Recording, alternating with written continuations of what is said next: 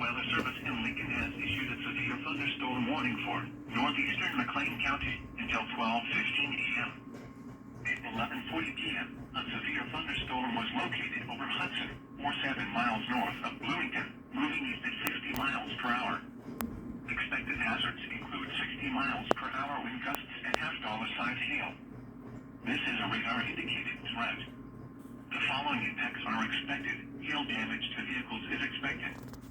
Expect wind damage to roofs, siding, and trees. This severe thunderstorm will be near Toowong around 11:45 p.m. Lexington around 11:55 p.m. Cooksville around midnight. Other locations in the path of a severe thunderstorm include Colfax and Saybrook. This includes the following highways: Interstate 39 between mile markers 0 and 7. Interstate 55 between mile markers 160 and 187. Interstate 74 between mile markers 121 and 130.